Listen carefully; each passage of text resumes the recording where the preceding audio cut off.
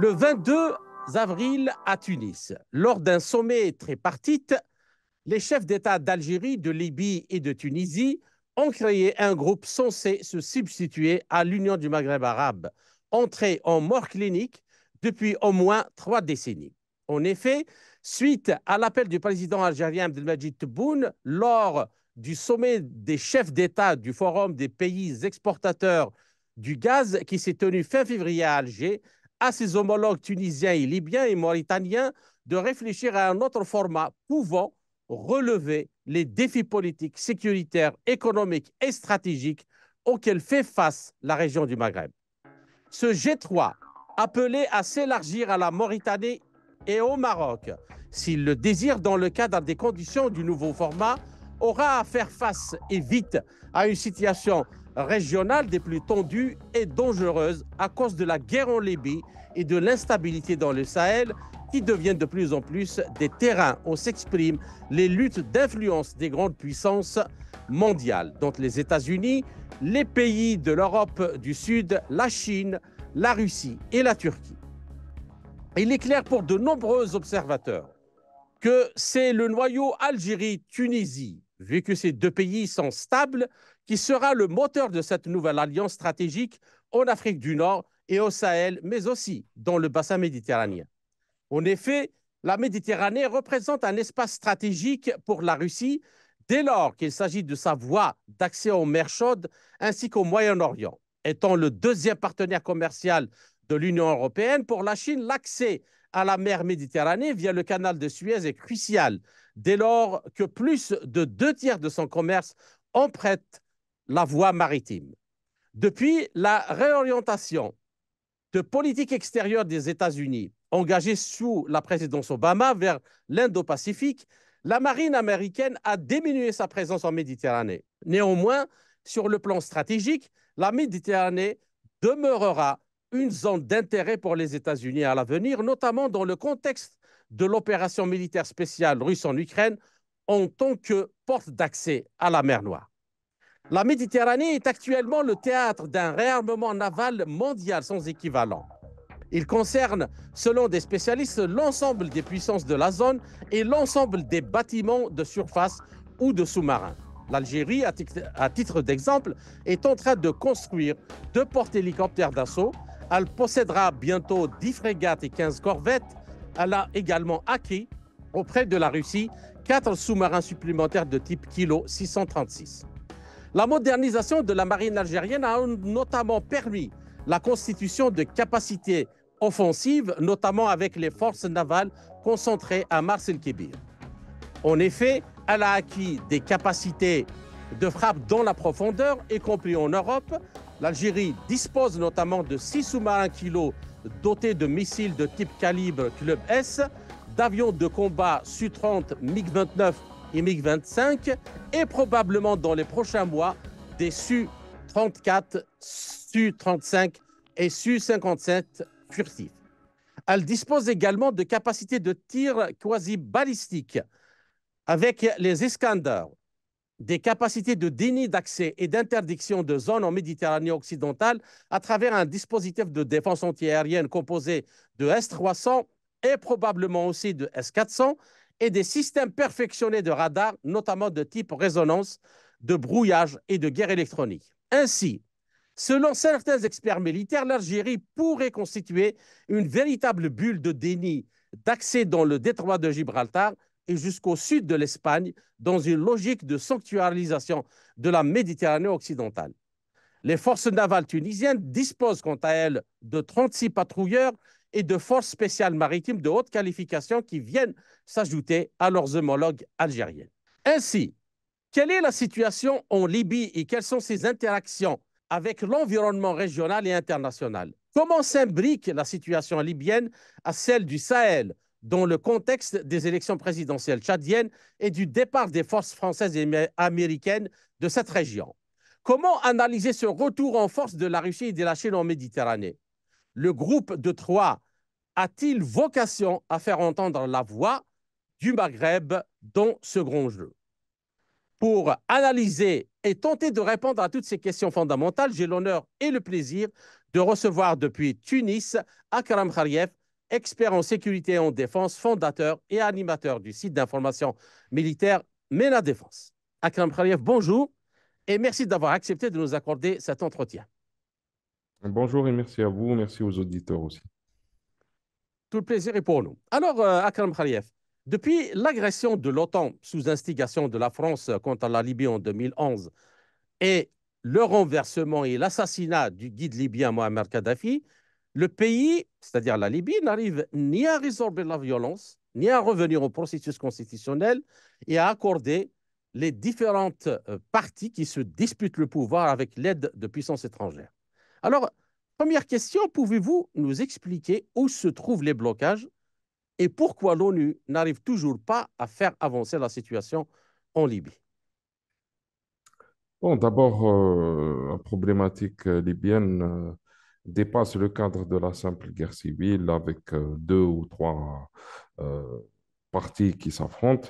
On est sur une sorte de conflit d'influence internationale et mondiale qui est alimenté par des grandes puissances et qui est aussi soutenu par des puissances régionales qui veulent jouer un rôle en Libye. Donc, en fait, la Libye est un pays qui part avec un très gros handicap. C'est d'abord un pays qui est très riche, qui a un sous-sol très très riche, qui dispose d'infrastructures énergétiques qui sont très développées, qui permettent d'exporter beaucoup de pétrole et de gaz vers l'étranger, donc plus que l'Algérie par exemple. La Libye a aussi un autre handicap, c'est que c'est un pays qui est sous-peuplé et très étendu. Donc c'est un pays où il y a à peine 5 à 6 millions de Absolument, oui. personnes qui y vivent pour un territoire aussi grand que l'Arabie saoudite, par exemple, ou qui dépasse même l'Égypte et d'autres pays de la région. C'est un pays qui n'a pas eu de gouvernance centralisée moderne ces 60 dernières années.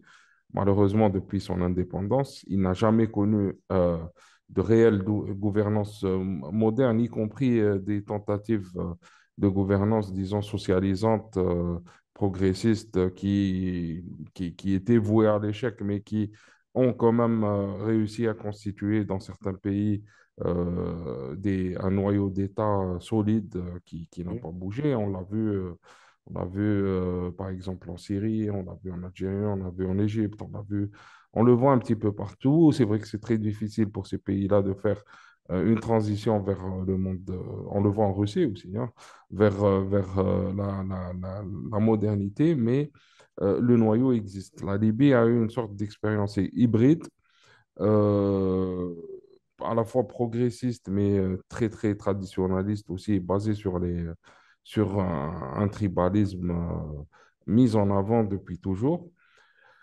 Donc, ajouter à ça une richesse, ajouter à ça donc des haines tribales et régionales à l'intérieur du pays, nous avons un cocktail qui est détonnant et qui fait qu'aujourd'hui, la Libye est divisée au moins en deux et qu'elle est en termes de pouvoir dans une sorte de vacance de pouvoir à la fois et de multiplication des pouvoirs d'un autre côté. Et ça pose un véritable problème. Donc, pourquoi ça bloque? Ça bloque parce que d'abord, l'intervention internationale et étrangère est très forte.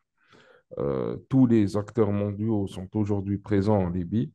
Russie, États-Unis, France, Italie. Ce sont des acteurs qui sont présents de manière directe ou indirecte sur le plan militaire et ils ont une influence politique qui est avérée.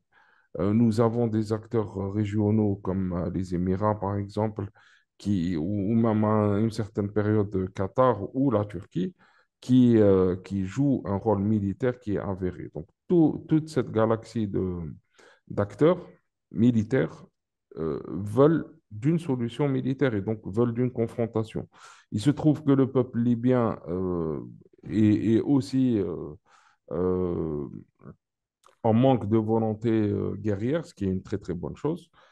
Et donc, il n'y a pas d'action déterminante militaire sur le terrain qui peuvent aujourd'hui départager donc la donne et qui peuvent faire en sorte qu'une partie prenne le pouvoir de manière définitive sur le pays. Donc, on se retrouve aujourd'hui dans une situation où l'ONU regarde en chien de faïence les différents acteurs, peine à appliquer ces résolutions, dont la fameuse résolution 1992 sur, l'interdiction d'importer des armes vers la Libye. On voit que les grandes puissances font fi de cela, la Turquie, la France, les États-Unis, etc., les Émirats surtout. On voit des armes, on voit des hommes, on voit des troupes, on voit des mercenaires et essayent de faire la guerre en Libye. D'accord. Bien. Alors, une deuxième question qui est un peu intrigante. Alors, actuellement, ce sont les groupes armés qui contrôlent la Libye, vous venez Hmm. appeler d'ailleurs, générant donc des menaces terroristes sur le voisinage, comme l'Algérie, la Tunisie, euh, peut-être aussi le Tchad, je ne sais pas comment les choses peuvent évoluer. Alors, mais aussi, y compris sur les pays de l'Europe du Sud, l'Italie, la France, la Grèce, Chypre, ils ne peuvent pas se sentir en sécurité, en tout cas, au moins à cause de la, des flux migratoires qui peuvent contenir des éléments dangereux. Alors, néanmoins, à y regarder de près, on pourrait se Hmm. demander légitimement si les puissances occidentales, notamment européennes, qui ont participé à la destruction de la Libye, n'ont pas intérêt à ce que la situation y change.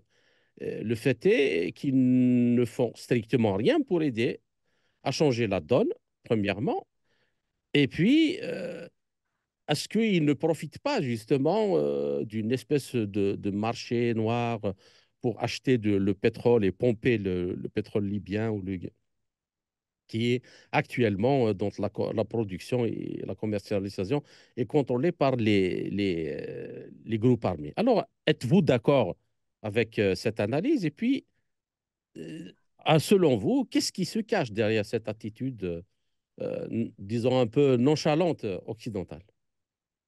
Et on est dans une situation d'une drôle de guerre, hein, où tout le monde veut être présent militairement, tout le monde veut montrer ses muscles, mais personne ne veut faire la guerre. Et tout le monde espère que cette présence massive de troupes ou d'équipements fasse reculer un camp ou un autre. Donc, on veut faire la guerre sans vouloir la faire. On veut gagner des batailles sans faire la guerre. On Et ça, s'engageait. ça ne peut pas marcher. Aujourd'hui, donc tout le monde est en train d'essayer de renforcer ses positions, renforcer les bases qu'il occupe, essayer d'avoir plus d'hommes sur le terrain, plus de renseignements, etc. Et plus d'influence aussi, parce qu'il n'y a pas que l'influence militaire. On le voit par exemple dans le sud, dans le grand sud libyen. Les Émiratis lancent des sortes de campagnes de corruption massive déguisée en aide au développement local, Local. etc.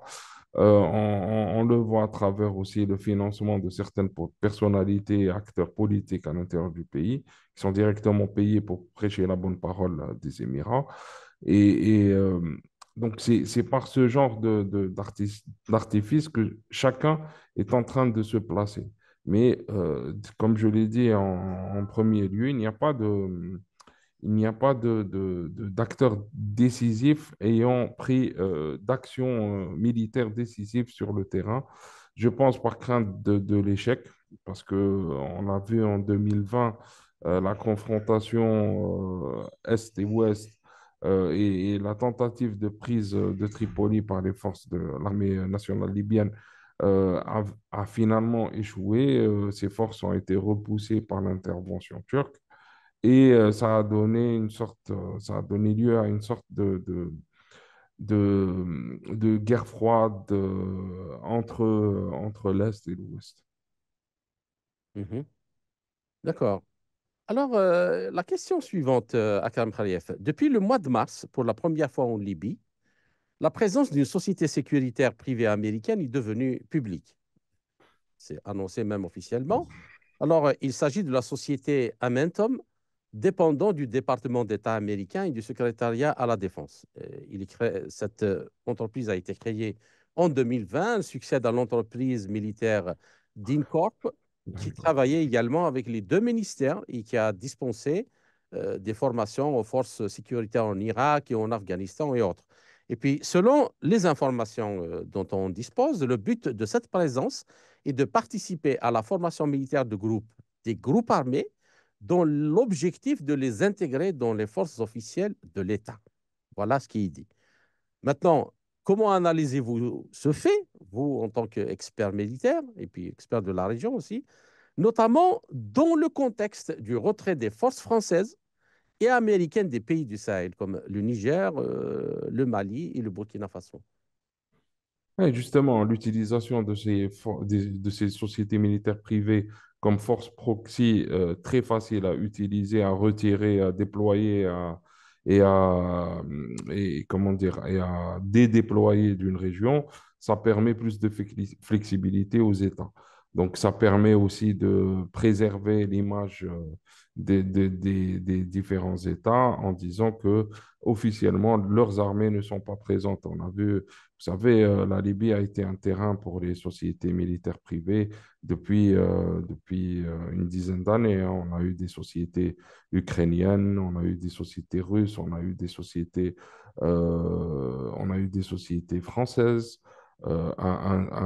Par exemple, une des premières sociétés militaires privées ayant activé en Libye a été la SECOPEC, société militaire française bien connue et qui avait perdu justement son directeur général dans une attaque en Libye en 2012, il me semble, ou en 2011. Donc, l'histoire récente de la Libye est intimement liée aux sociétés militaires privées. Ça permet de la flexibilité aux grandes puissances et ça permet aussi de faire de l'argent. Il ne faut pas oublier que ces sociétés-là sont là pour faire de l'argent. Elles sont liées aux différents ministères de la Défense et il faut leur trouver des marchés, il faut leur trouver des ressources qui ne soient pas de l'argent des contribuables de ces pays-là. Donc, idéalement, on les a vus par le passé, ils ont visé le Mozambique, ils ont visé le Sud-Soudan, le Soudan, etc., à cause des potentialités minières et des potentialités aussi pétrolières dans ces régions-là. Aujourd'hui, le cas de cette entreprise qui arrive bien après une bonne dizaine d'entreprises militaires privées, y compris turques, hein. On a eu Sadat qui était venu en Turquie, qui avait formé la police en Libye, qui avait formé une partie de la police libyenne. On a de très nombreuses sociétés. Donc, je pense que c'est un mouvement logique vous avez, je pense, très bien fait de préciser en fait, de mettre en parallèle le retrait américain et français du Sahel et d'Afrique avec ce renforcement des sociétés militaires privées. À mon avis, c'est une façon d'être présent sans être officiellement présent et Ça de diminue en garder, plus de ça les frais diminuer le frais, humains, mais surtout matériels et politique, et et politique. politiques. Et aussi garder le siège chaud. Garder le siège chaud en attendant un avenir meilleur, en attendant peut-être un changement de cap des élites politiques africaines qui seraient peut-être tentées un jour, pour des raisons économiques ou financières, de renouer avec ces anciennes puissances coloniales. Donc, ils préfèrent avoir des acteurs payés justement sur la bête, comme on dit, qui garde le siège chaud et qui garde une possibilité pour ces grandes puissances de revenir sur le terrain. D'accord. Alors maintenant, passons donc maintenant, après avoir un peu brossé le tableau de la situation, fait un topo panoramique un peu. Alors, nombreux sont les spécialistes sécuritaires qui avertissent les pays du Maghreb et du Sahel du danger éminent de développement rapide du terrorisme djihadiste dans la région, allant de la lutte des grandes puissances pour le contrôle des ressources de l'Afrique, notamment dans le contexte de l'échec de la guerre menée par les groupes djihadistes au Moyen-Orient, en Syrie, en Irak et ailleurs. Mais aussi, de temps en temps, on entend même des gens, enfin des informations qui relatent, et je parle sous votre contrôle, j'aimerais avoir votre avis et ce que vous avez comme information sur le sujet, même des gens qui ont combattu en Ukraine et qui sont en train d'être déployés dans cette région-là. Alors, moi, ma question, pour aller maintenant dans le fond du sujet, d'abord, quelle est votre analyse sur ce fait? Et le plus important, comment voyez-vous le rôle aussi bien du G3, donc ce groupe Algérie, Tunisie, Libye, et de l'Alliance des États du Sahel dans la contre-mesure à apporter à ce danger? Y a-t-il possibilité de coopération entre eux? Bon, je voulais, bon, d'abord peut-être un peu apporter des précisions à ce que vous aviez dit dans votre introduction en parlant du G3 Sahel, du G3, Mhm, je fais un glissement, du G3 comme étant une entité qui est ouverte aussi au Maroc et à la Mauritanie. C'est pas tout à fait vrai. En fait, c'est une entité qui est voulue comme étant un noyau solide pour la construction d'une entité régionale qui soit intégrée, qui soit complémentaire et qui soit au service des peuples de la région. mhm, Donc, il n'est pas dit que cette entité-là soit ouverte uniquement au Maroc ou à la Mauritanie. Par exemple, aujourd'hui, on le voit, pourquoi elle concerne ces trois pays-là? Parce qu'il y a une véritable interconnexion routière, logistique, énergétique, aquifère. Les trois mhm. pays Absolument. partagent les mêmes nappes D'ailleurs, phréatiques le premier accord qu'ils ont signé, c'est sur la et qui, gestion des eaux potables. et qui est quelque chose d'énorme, hein, cet accord. Absolument. Arriver à cet accord de manière aussi rapide, c'est un véritable exploit.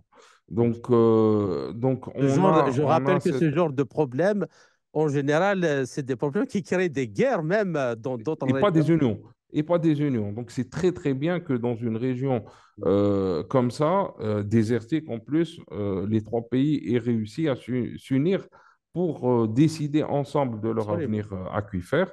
C'est très important. Et donc, la démarche est une démarche d'interconnexion Mhm, économique, humaine et politique entre différents pays qui partagent des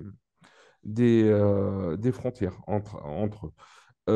Donc, cette entité-là est vouée plus à l'ouverture vers l'Égypte, le Niger, le Tchad, que, disons, peut-être la Mauritanie et le Maroc qui sont encore plus éloignés. Je pense que dans l'urgence, c'est plus le Niger, le Tchad, le Soudan et l'Égypte qui sont concernés par cette d'accord. interconnexion qui Mhm, fait sens. Et donc, quelque part, les pays de l'AES, les pays de l'AES, à travers le Niger, à travers le Tchad, à travers aussi le Mali qui est interconnecté avec mhm, l'Algérie et aussi fatalement la Mauritanie, on va avoir une ouverture progressive. En fait, l'idée, c'est quoi? C'est de créer une sorte d'entité qui serait attractive, qui réglerait des problèmes à d'autres pays, qui donnerait envie à ces pays-là de venir. C'est en aucun cas une entité de domination qui placerait un pays au centre d'autres pays mhm, pour les dominer. Donc, c'est une sorte de partage d'avantages mhm. qui existent dans chaque pays vers les autres pays. Et donc, je suis certain que l'extension, surtout de la Libye vers le sud, va bénéficier aux pays de l'AES, va faire bénéficier les pays de l'AES de cette expérience du G3 qui va s'ouvrir et devenir un G5, G6 qui, à mon avis, couvrira l'ensemble de l'Afrique du Nord et de l'Afrique de l'Ouest. D'accord. Intéressant. Donc, la dernière question de la première partie, Karam Khaliev. Le partenariat de l'Algérie avec la Russie est un motif de préoccupation pour les Occidentaux, les États-Unis à leur tête, comme le montrent très bien les demandes il y a quelque temps de certains sénateurs pour sanctionner l'Algérie à cause de cette coopération. Donc, la Russie est de loin le premier fournisseur de l'Algérie en armement avec 67%. Et les États ont intensifié leur coopération opérationnelle avec un premier entraînement en commun des forces terrestres russes et algériennes qui s'est déroulé en octobre 2021 euh, en Russie, en Ossétie L'Ossétie du Nord. du Nord, pardon, les exercices navals russo-algériens à Alger aussi en 2021, ainsi de suite.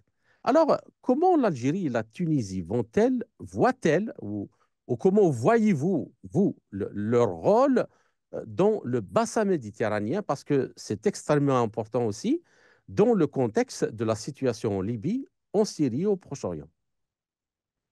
Non, les deux pays, vous savez, la Tunisie en particulier, c'est Carthage. Donc, elle a un passé historique. Et la Tunisie n'était pas Carthage par hasard. Elle l'était parce Oui. que elle dominait le détroit de Messine. Elle avait cette possibilité d'interagir de manière très courte avec l'Europe, avec l'Italie. Elle avait la possibilité de bloquer des voies entre la Méditerranée orientale et occidentale. Donc, elle a un positionnement stratégique très, très important. Aujourd'hui, elle est au centre des flux commerciaux qui vont du canal de Suez jusqu'à Gibraltar. Donc, l'Égypte peut se poser comme une sorte de douanier en chef de la Méditerranée. L'Algérie a aussi un passé maritime très, très fort avec une vocation de domination maritime de la Méditerranée occidentale qui a été historiquement connue, prouvée, etc. Donc, je pense que ces 20 dernières années, du moins ces 10 dernières années, l'Algérie a fait d'énormes progrès en termes d'armement dans le domaine de la marine.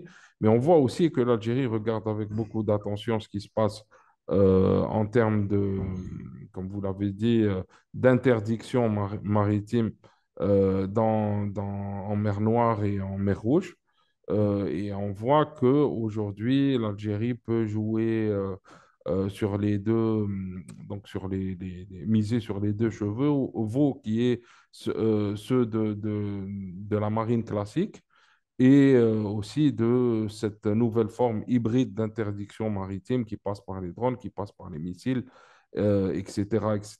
Donc, l'Algérie, de par sa position et de par ses moyens humains, matériels et financiers, peut devenir aussi un acteur très, très important en Méditerranée occidentale, surtout si on y adjoint la Russie, la Tunisie et la Libye qui aussi offre des possibilités illimitées On au ne peut Maroc. pas imaginer quand même que, avec ce qui se passe actuellement dans tout le bassin méditerranéen, en particulier actuellement en Méditerranée orientale, que cette alliance des trois pays ne prend pas en considération justement tous ces enjeux-là pour pouvoir d'abord se sanctuariser et se défendre les trois, et puis avoir les moyens de jouer un rôle important dans la profondeur du Sahel et de l'Afrique de l'Ouest. Non, clairement, clairement, parce que si on arrive juste à additionner les façades maritimes de ces trois pays, on arrive à couvrir plus de 80% de la Méditerranée, du sud de la rive sud Méditerranée. de la Méditerranée, et surtout 80% de la ligne droite qui va de l'Égypte jusqu'à Gibraltar, et Mhm, qui représente la majorité des flux économiques qui traversent la Méditerranée, ce qui représente quand même 40% de l'économie mondiale mhm. des exportations mondiales qui passent par ce chemin-là.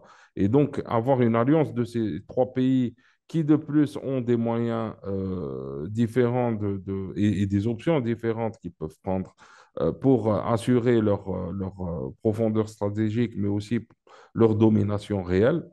Je pense que ça va mettre les grandes puissances non pas dans une situation d'inimité, mais plus dans une situation de courtisan, hein, parce qu'on voit il y a un recul net de ces puissances-là en mer, il y a un recul net en Méditerranée. Aujourd'hui, les marines de guerre classiques, on le voit, ont de plus en plus de mal à s'affirmer, à maîtriser des zones géographiques côtières. Alors, j'aimerais bien qu'on continue maintenant à poser cette alliance groupe de trois et c'est probable coopération avec l'AES du Sahel, mais dans un contexte plus global pour voir et bien identifier les enjeux aussi bien internes qu'externes de ces groupements d'États. Alors, selon Mackinder, qui est considéré comme Sir Halford Mackinder, le père de la géopolitique, le Southern Hearth- Heartland.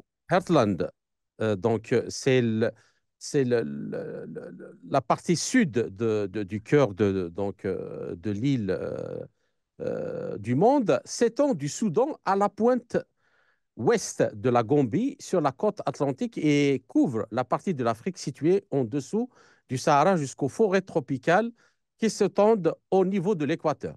Et puis on a l'extrémité nord-est du Heartland sud est constituée par l'Éthiopie et la Somalie qui ont accès au Yémen et il existe un passage à travers les steppes arabes vers le Heartland nord de l'autre côté.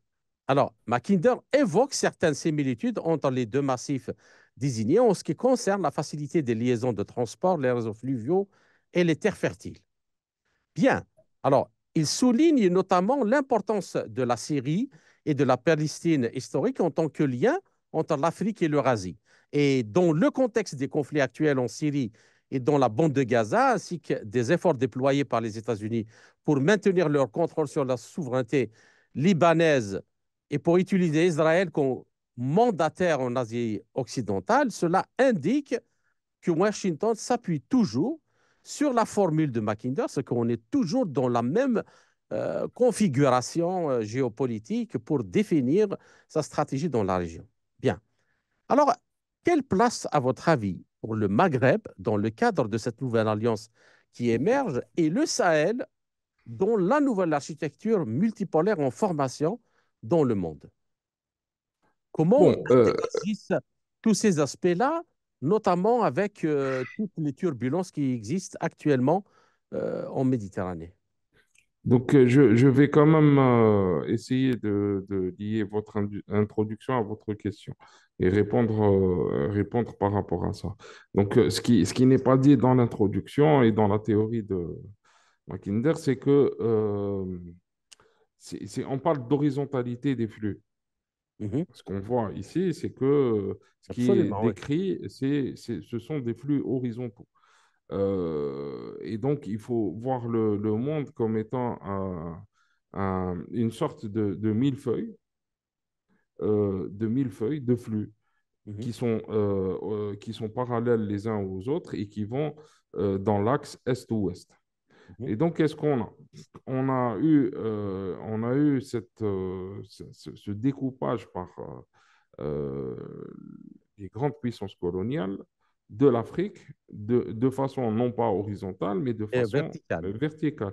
Et on a Justement, eu les zones de tension, c'est l'intersection entre les deux exactement. flux verticaux et horizontaux. Exactement. Et Mhm. pourquoi on voit dans le cas, et ça s'applique aussi à la Méditerranée, qui est horizontale, on le voit, hein. Oui, C'est une mer qui est plus large que longue. Et pourquoi le Liban et la Syrie et la Palestine sont importants géographiquement? Parce que lorsqu'on regarde la Méditerranée telle qu'elle est, cette région-là, donc le Levant, est une sorte de débarcadère naturel de biens et de marchandises pour alimenter l'Europe et l'Asie. Donc, oui. c'est géographique. Et c'est pour ça qu'ils sont stratégiques.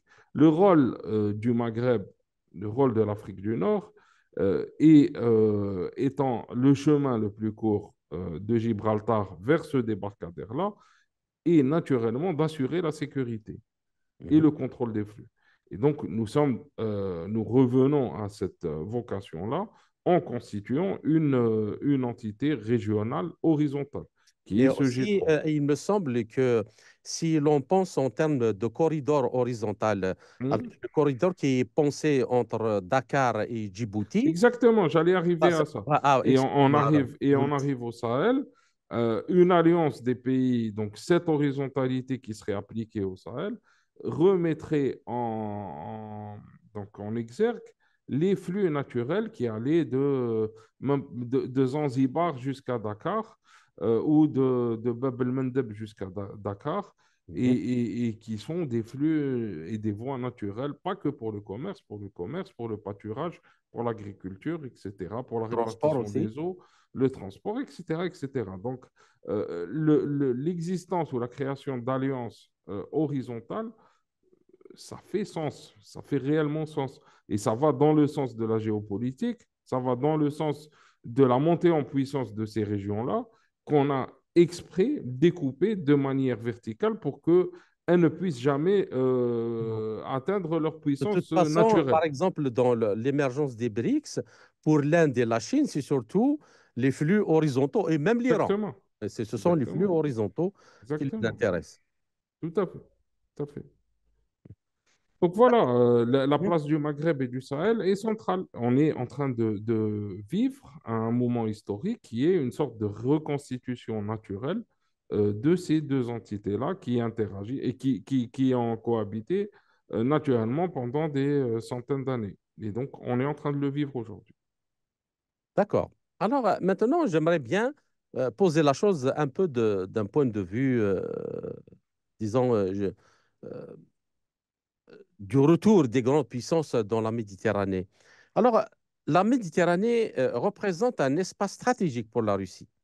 Cependant, c'est grâce donc à son intervention en Syrie en 2015 que la Russie a pu disposer d'un véritable point d'appui sur ses forces pour ses forces armées en Méditerranée. Et cette intervention lui a en effet permis de consolider sa présence dans le port syrien de Tartous, qui s'est considérablement développé, abritant une dizaine de bâtiments de tonnage faible mais relativement récents et performants, dont deux sous-marins par exemple. Et on a la Russie y déploie également des systèmes de défense antiaérienne de type S-400 ainsi qu'un système de défense côtière Bastion P, doté de missiles de croisière anti-surface. Et outre la base de Tartus, la présence de Russes dans la région prend également appui sur une présence permanente au sein de la base aérienne de l'Attaquier. Cette implantation fait donc de la Méditerranée orientale le pôle de rayonnement de la puissance russe dans la région. Donc là, on voit vraiment comment dirais-je, un débarquement musclé, pas, enfin, retour euh, de plus en plus musclé de la Russie sur la partie orientale de la Méditerranée. Alors, comment analysez-vous ce retour? Pensez-vous que cela soit un facteur de stabilité ou de tension? Et puis, la mise en place par la Russie de systèmes de défense antiaérienne participe à la création aussi de bulles de déni d'accès. Ainsi, en cas de crise, ces dispositifs pourraient-ils être mis à profit à des fins offensives et être mobilisés par les armées russes pour restreindre l'accès des forces occidentales et de l'OTAN au canal de Suez ou la mer Noire ou la Méditerranée orientale.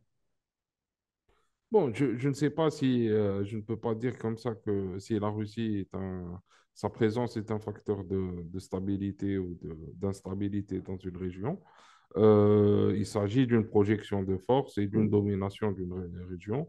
La Russie semble vouloir jouer ce rôle-là donc de dominateur sur une région précise pour des raisons géostratégiques et économiques, parce qu'il y a des flux de marchandises, il y a aussi des pipelines qui passent, etc. Et donc, Oui. la Russie entend entend jouer un rôle pour peut-être privilégier ses voies de communication à elle entre l'Asie et l'Europe. Donc, c'est son dessein. Et de toutes les manières, le dessein de la Russie a toujours été de trouver des voies d'accès aux mers chaudes. Donc, Mhm. mer chaude, mer Méditerranée, mer océan Indien, etc. Donc, ça, c'est la vocation de la Russie. La Russie a toujours fait en sorte de vouloir y parvenir. C'est compliqué aujourd'hui parce qu'on parle de projection de force et non pas de continuité stratégique pour la Russie. Il y a toujours la Turquie qui est au milieu, mais pas que la Turquie. Euh, je pense que pour le moment, la Russie est en train de jouer une sorte de jeu d'opportunité depuis longtemps, pas que sur le plan naval et pas que sur le plan du déploiement de l'armée russe. On le voit aussi à travers, par exemple, des sociétés militaires privées russes. On voit que la Russie joue un jeu d'opportunité, place ses pions, place aussi ses forces un peu partout pour pouvoir, le cas échéant, je pense, rediscuter une redistribution des cartes avec les pays occidentaux, plus que pour des raisons de domination immédiate ou de profit immédiat pour la Russie. Donc, En tout cas, selon la théorie justement américaine basée sur les écrits de Mackinder, Speakman et autres, on peut arriver jusqu'à Brzezinski et Kissinger. Toute cette région-là, sud, justement, c'est le flanc sud tout à fait. de la sécurité nationale russe. Donc, de ce point de vue, Akram Khariev, comment ces pays-là d'Afrique du Nord doivent réagir par rapport à ça et comment dirais-je, comment lancer un dialogue de telle façon à ce que et les intérêts des uns et les intérêts des autres soient respectés et soient préservés. Et ne pas être dans une logique de conflictualité ou d'incompréhension, parce que de leur côté, on peut bien comprendre quand ils voient des grandes puissances débarquer comme ça, mais aussi de l'autre, du côté de la Russie, c'est aussi légitime parce que en voyant ce qui se passe actuellement en Ukraine, toute l'arrivée enfin l'avancée de l'OTAN vers ses frontières, ça s'explique aussi. Mais il me semble que d'abord, il ne faut pas regarder le monde ou derrière la lunette de la guerre froide.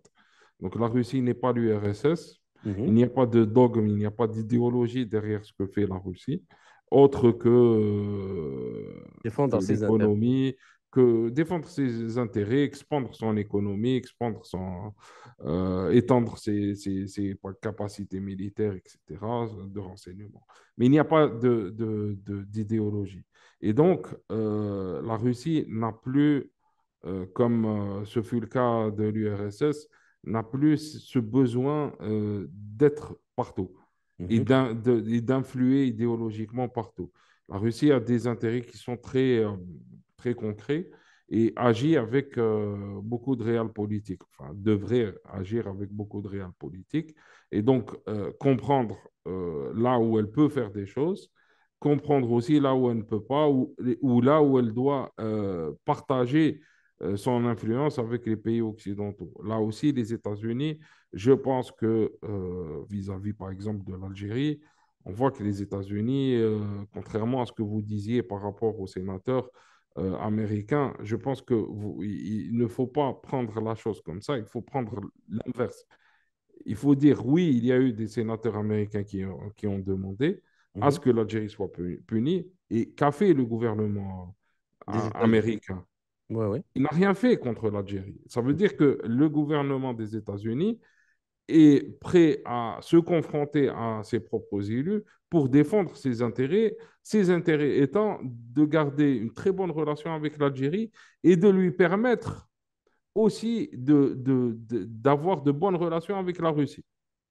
Et Donc, c'était c'est en ça. justement ça le sens de ma question. C'est-à-dire que Exactement. Et donc, quand vous mettez les trois pays, comment ils doivent jongler, permettez-moi cette expression, passez-moi, jongler entre les différentes cordes pour faire en sorte que leurs intérêts soient préservés aussi bien que des autres, mais sans qu'il y ait de conflictualité dommageable pour la Et région. justement, je pense que des pays du sud global, on a trois types de pays. On a des pays qui sont affaiblis. Et sur ces pays affaiblis, les grandes puissances voient des opportunités, notamment la Russie. On l'a vu, hein. La Russie, à chaque fois qu'il y a un appel d'air en Afrique, on retrouve des intérêts russes qui viennent occuper l'espace, Mhm, occuper ce vide-là. Il y a des pays qui sont naturellement alliés d'un bloc ou d'un autre. On peut parler, par exemple, de pays comme le Maroc, qui est naturellement, qui a toujours été l'allié de l'OTAN et des États-Unis. Et on a ce genre de pays émergents qui ont du potentiel, qui sont forts, qui ne représentent pas de menace directe pour les grandes puissances et qui ne doivent pas faire l'objet de disputes entre les grandes puissances. mhm, Ce sont des pays comme l'Algérie, ce sont des pays même comme la Libye. La Libye devrait devenir comme ça.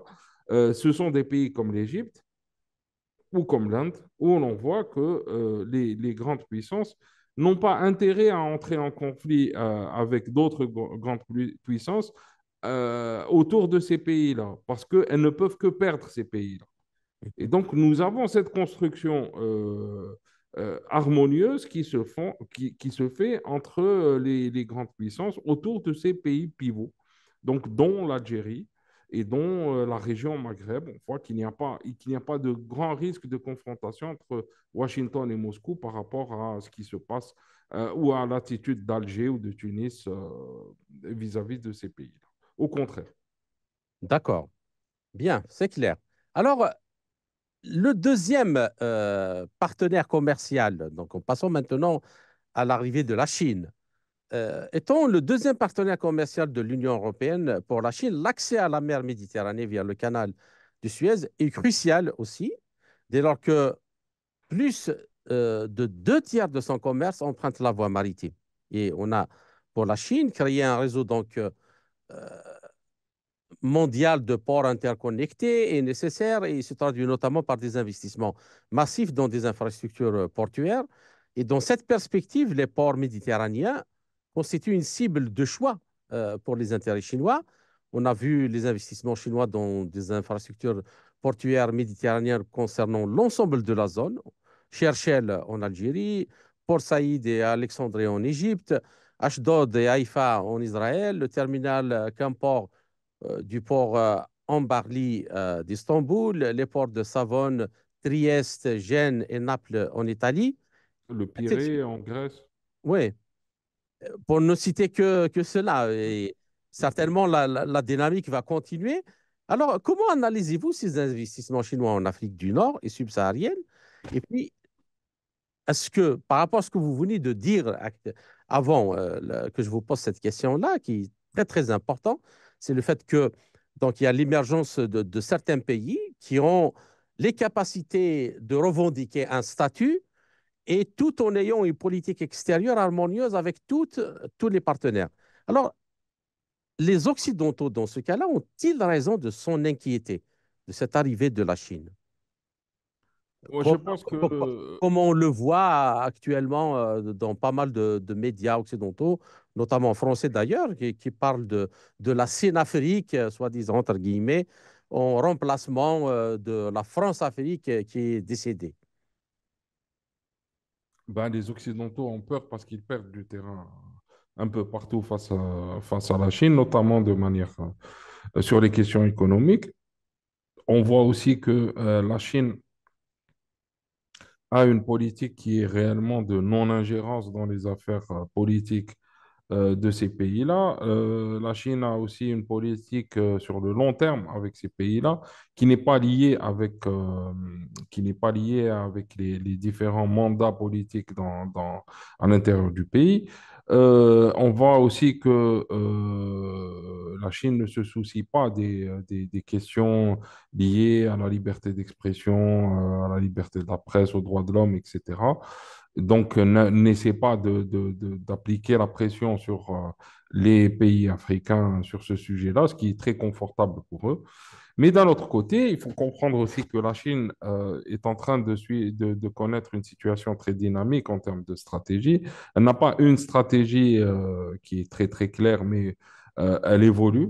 Elle évolue et elle fait évoluer ses stratégies. Et à chaque fois qu'elle investit, vous savez, pour chaque dollar investi par la Chine en Afrique, c'est un problème futur qui sera créé pour elle. Aujourd'hui, on a des millions de Chinois qui vivent en Afrique, Mhm. de commerçants indépendants, de cadres d'entreprise, etc. La Chine a un énorme problème.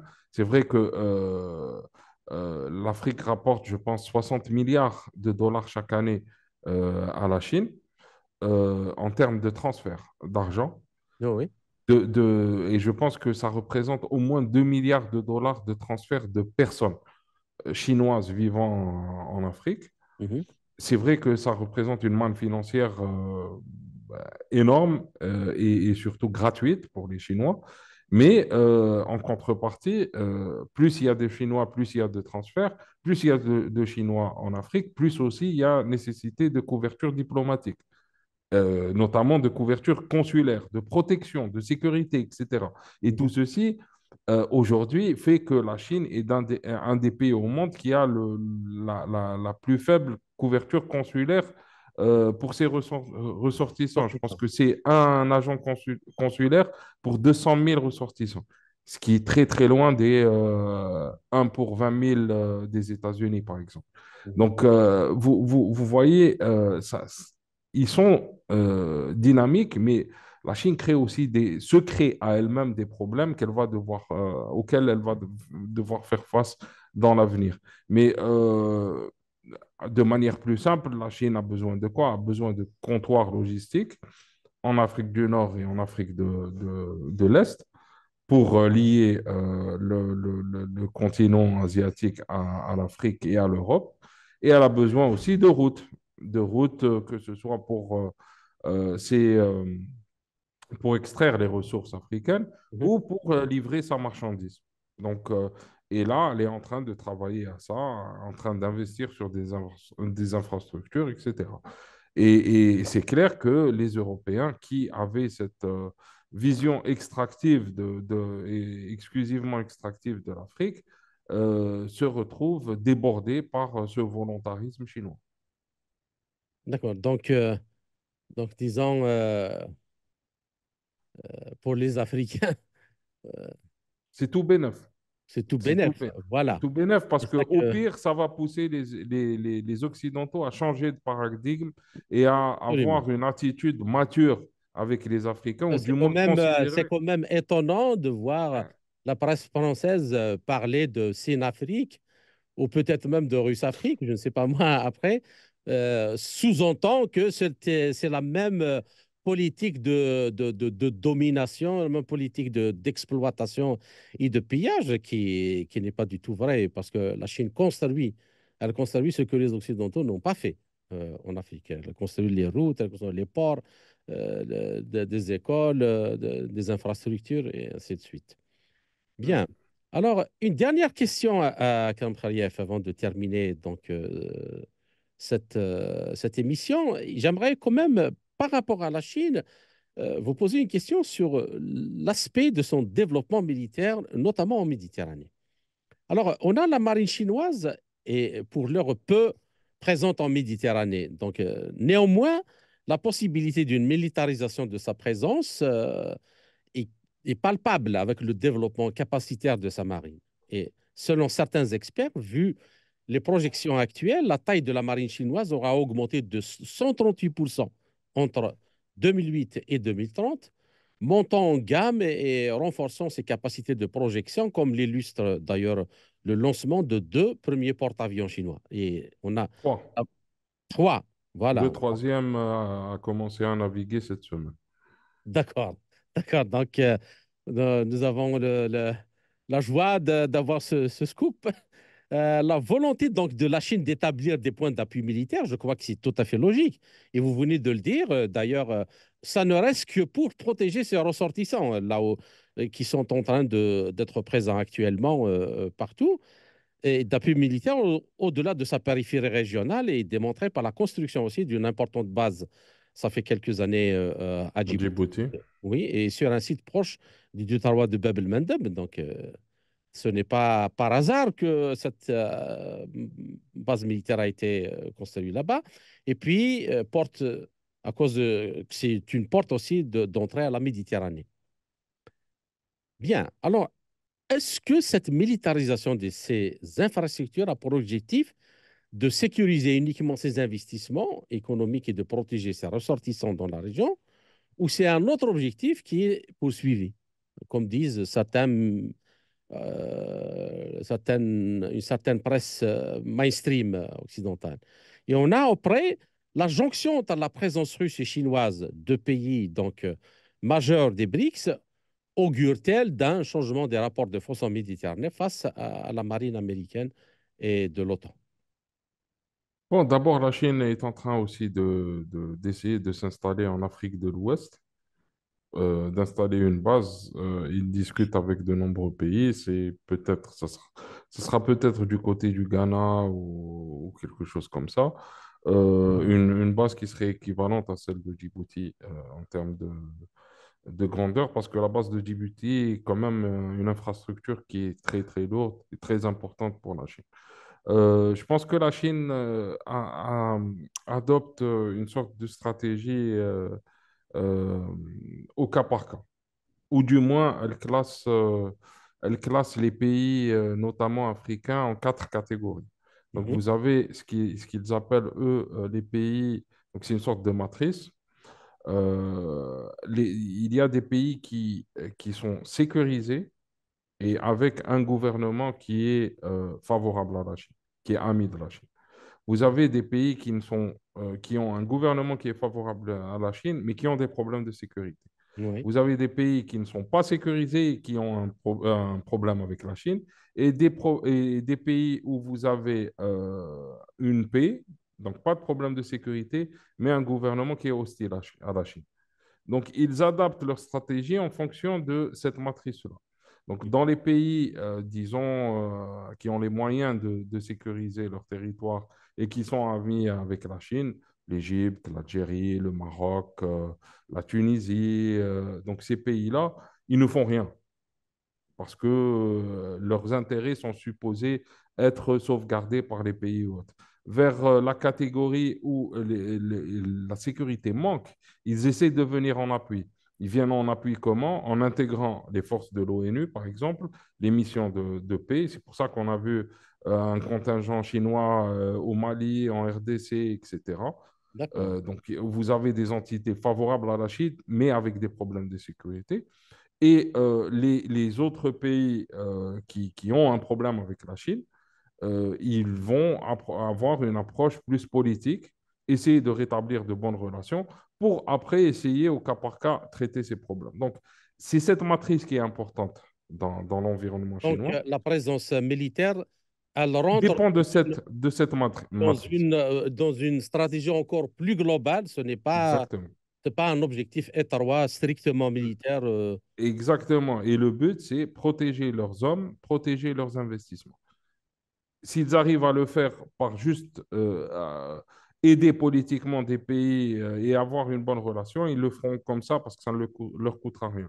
Et si il y a besoin, ils mettront des moyens. Je pense que dans un avenir proche, la Chine va devenir un grand acteur dans le domaine des sociétés militaires privées. Je pense que dans les 5 prochaines années, on va voir de plus en plus d'entreprises militaires chinoises intervenir, notamment en Afrique et en Asie centrale pour sécuriser les voies de communication. Et je pense que ce sera la réponse de la Chine aux problématiques futures. D'accord. Mais est-ce que, justement, et je terminerai avec ça, avec les montées des tensions autour de Taïwan, comment voyez-vous la chose? Parce que c'est quand même un peu difficile d'aller se projeter un peu partout, alors que juste en face de nous, comme à Taïwan, les questions, enfin, la situation chauffe. Oui, oui, c'est un grand problème pour la Chine, hein. Je pense que le gouvernement chinois ne veut pas d'une guerre, Mhm. veut d'une solution progressive et lente pour résoudre le cas de Taïwan. Mais on voit que la crise de Taïwan est alimentée par de l'armement états-unien, une diplomatie états-unienne qui est très agressive, et ça crée des dissensions à l'intérieur du régime chinois. Donc oui, en effet, c'est un facteur de déstabilisation, comme le sont la position, par exemple, de la Corée du Nord, etc. Parce que la Chine, non seulement est en porte-à-faux avec les États-Unis, se retrouve en confrontation avec les États-Unis, mais elle se retrouve aussi en confrontation avec la Corée du Sud, le Japon, l'Australie, le Dans les Vietnam alliés des Américains. et les Philippines, via alliés des Américains ou protégeant leurs propres intérêts. Mhm. Donc, je pense que c'est à cause de cela que la Chine a décidé de lancer sa Road and Belt Initiative et d'aller plus vers les terres, de s'allier avec l'Inde et la Russie pour assurer de la logistique et contourner cette confrontation qui existe dans la région Pacifique. Akram Khaliev, je vous remercie pour toutes ces Merci. analyses et À vous. ces éclairages. J'espère vous retrouver dans les quelques semaines à venir dans un autre entretien pour traiter d'un autre sujet. Merci encore une fois et à très bientôt. Merci.